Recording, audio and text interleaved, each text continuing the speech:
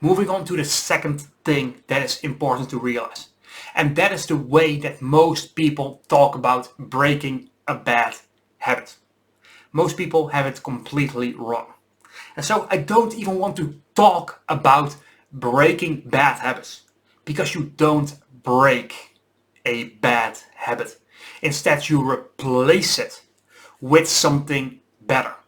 You need to find something that gives the same quote unquote benefit as your bad habit while not being destructive in the long run.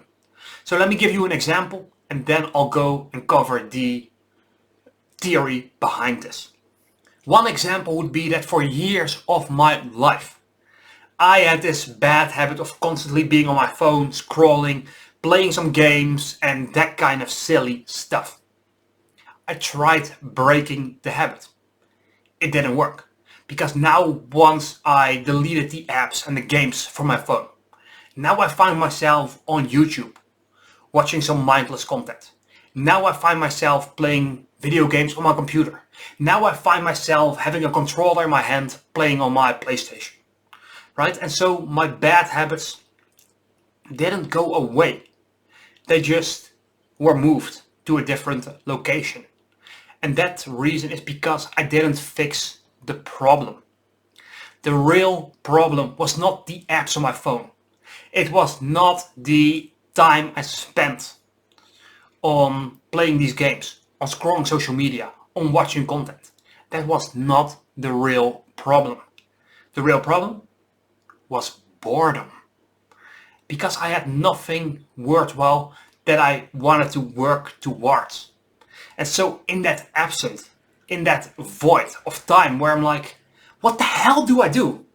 Right? That was unconsciously my thought process. And so my mind kept looking for ways to fill that gap in my day, in my time. And when your mind subconsciously looks for things, it's gonna look for what's easy, what's fun in the moment, and what brings us pleasure and joy right now. And 9 out of 10 times, those are the things that end up disastrous later on in life. And so that's the trap I fell in. I started making a little bit of progress. And then I created this void. Once I stopped playing these games, once I stopped scrolling social media, I created the void. And my mind is like, what the hell do I do now with my time? Starts filling the void with the same kind of stuff. And so the reason this happens is because there are reasons why we have bad habits. They are coping mechanisms. Please understand this. Every bad habit has a good intention. So if we take smoking, for example, you know it's a bad thing long term. We all know, right? Every package of cigarettes has these pictures and the quotes on it to stop smoking. That is not healthy. But still people do it. Why? One of the main reasons, beyond the nicotine, is that it reduces stress. So when someone is stressed out, they can take this cigarette and feel better.